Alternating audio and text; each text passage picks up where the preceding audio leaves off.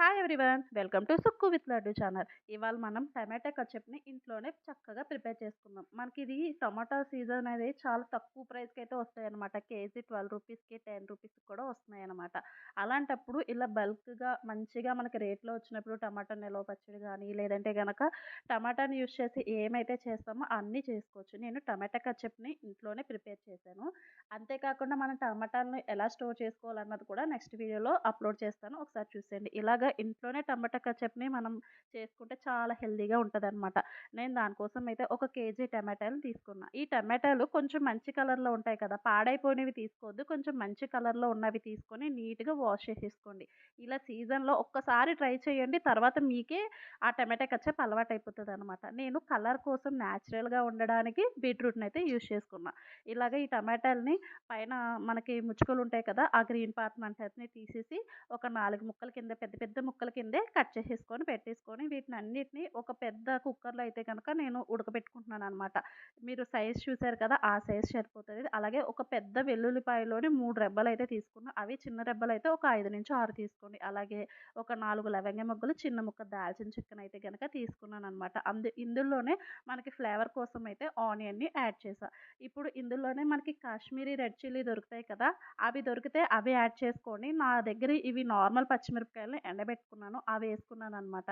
అలాగే ఇప్పుడు మనం ఇందులోకి కలర్ కోసం బీట్రూట్‌నయితే యాడ్ చేసుకొని నేను కేజీ టమాటాలకు గాను ఒక పావు కప్పు ఉంటది. అంత వాటరే యాడ్ చేసి ఒక 3-4 విజిల్స్ అయితే రానిచ్చుకున్నాననమాట. ఎందుకు తక్కువ వాటర్ యాడ్ చేసుకోవాలంటే మనకి ఇది తర్వాత మిక్సీ పట్టిన తర్వాత తొందరగా మనకి కన్సిస్టెన్సీ అనేది రావాలి అనంటే గనక ఈ కొంచెం వాటర్ యాడ్ చేసుకోండి. వాటర్ ఎక్కువైతే ఇబ్బందేం కాదు. కొంచెం ఎక్కువ సేపు ఉడకాలనమాట. మనకి ప్రెషర్ అంతా పోయిన తర్వాత చూసారా ఎలాగైతే వచ్చేసింది కదా! ఇప్పుడు మిక్సీ జార్‌లోకి తీసుకొని వీలైనంత ఫైన్ పేస్ట్ కింద అయితే చేసేసుకొని ఇలాగా ఒక జాలి పెట్టుకొని మొత్తం అంతా కూడా మనం చక్కగా అయితే గనక వడకట్టుకోవాలనమాట. ఎందుకంటే టమాటాలోని విత్తనాలు లేదంటే గనక మనం వేసుకున్న పచ్చిమిర్చి, ఎండుమిర్చి విత్తనాలు కానీ ఏవైనా విత్తనాలుంటాయి కదా! అవనేది మనకి సాస్‌లో ఏమి ఇబ్బంది రాకుండా ఉండడానికి యాడ్ చేసుకోవాలి.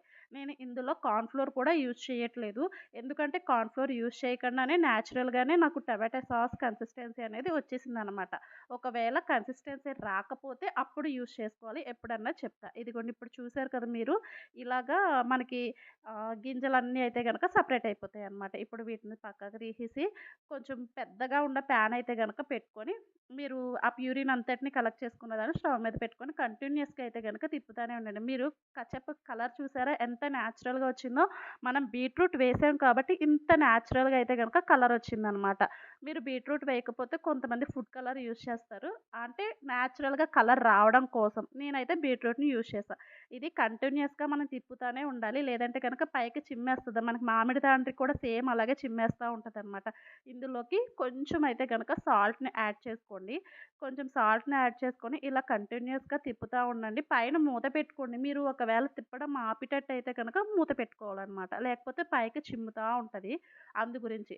ఎనకాల మనకి గ్యాస్ వెనకాల మొత్తం చిమ్మేస్తది. నేనిలా ప్లేట్ పెట్టినా కూడా నాకు మొత్తం చిమ్మేసిందనమాట. ఇలా కంటిన్యూయస్‌గా తిప్పుకుంటా ఉండి, ఇందులోకి కేజీ టమాటాలకు గాను నేను మనకి కొలత కప్పులుంటాయి కదా! దాంట్లో హాఫ్ కప్ షుగర్ అయితే తీసుకున్నా. మీకింకా షుగర్ కావాలంటే 3/4 కప్ కూడా తీసుకోవచ్చు. నాకు హాఫ్ కప్ షుగర్ అయితే నాకు సరిపోయిందనమాట. నేను తీసుకున్న బీట్రూట్ కూడా కొంచెం తీపి కన్సిస్టెన్సీ ఉంటది కాబట్టి నాకు అలాగా.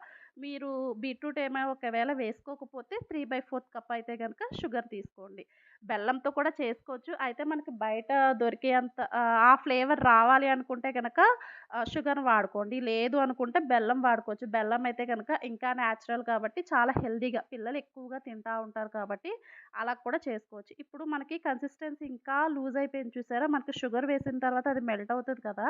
అప్పుడు కన్సిస్టెన్సీ అనేది ఇలా లూజ్ కన్సిస్టెన్సీ వచ్చేస్తదనమాట. ఏం పర్లేదు. ఇప్పుడు ఇందులోకి పావు కప్పు నుంచి కొంచెం తక్కువ మనకి వెనిగర్ అయితే యాడ్ చేసుకోండి. వైట్ వెనిగర్ యాడ్ చేసుకోండి. ఒకవేళ వెనిగర్ లేదు మా దగ్గర అన్నవాళ్ళు ఏంటంటే, ఇలాచీ పౌడర్‌ని కూడా యాడ్ చేసుకోవచ్చనమాట. ఏమి ఇబ్బందయితే ఏం లేదు. ఓన్లీ ఫ్లేవర్ కోసమే వాడుకున్నాం. లేదు అంటే ఖచ్చితంగా స్కిప్ చేసేయొచ్చు. ఇప్పుడు ఈ కన్సిస్టెన్సీ నుంచి ఇప్పుడు వీడియోలో చూపించినంత కన్సిస్టెన్సీ వరకు రావాలి. మీరు కంటిన్యూయస్‌గా తిప్పుకుంటే మీకు పైకి చిమ్మదు. లేదు అనుకుంటే మూత పెట్టేసుకొని సిమ్‌లో పెట్టుకొనయితే గనక ఉంచుకోండి. అడుగు పట్టకుండా చూసుకుంటే గనక సరిపోతదనమాట. మీకు కన్సిస్టెన్సీ కన్సిస్టెన్సీ ఇక్కడ మూకుడులో చూసినట్టయితే బాగా తక్కువైపోయింది కదా! ఇప్పుడు నేను ఒకసారి ప్లేట్‌లో వేసి చూస్తున్నాను. చూడండి ఈ కన్సిస్టెన్సీ వస్తే సరిపోతది. మనకి వాటరీ ఫ్లోయీ అయితే గనక ఉండకూడదనమాట. అది రాకుండా ఉంటే మనకి కెచప్ అనేది రెడీ అయిపోతది. నేను ఇంకో కొంచెం ఉంచుకుంటున్నా. ఎందుకంటే ఇది ఎలాగో స్టోర్ చేసుకుంటాను కాబట్టి ఇంకో కొంచెం సేపయితే గనక ఉడికించుకున్నా. ఒక 5 మినిట్స్ అయితే ఉడికించుకున్నాను. 5 మినిట్స్ ఉడికించుకున్న తర్వాత ఇప్పుడు మళ్ళీ ఒకసారి ప్లేట్‌లో వేస్తాను. ఒకసారి చూసేయండి. మనకి ఎక్కువ రోజులు స్టోర్ ఉండాలి అని అనుకుంటే ఈ కన్సిస్టెన్సీ అనేది ఖచ్చితంగా రావాలనమాట. లేదంటే కొంచెం తొందరగా కచ్చప్ పాడైపోతది. ఇలా చేస్తే బయట ఉంచేసినా కూడా మనకి ఒక 2 మంత్స్ వరకు పాడవదు. అదే కనుక ఫ్రిడ్జ్‌లో స్టోర్ చేసుకుంటే 6 మంత్స్ వరకు ఖచ్చితంగా వస్తదనమాట.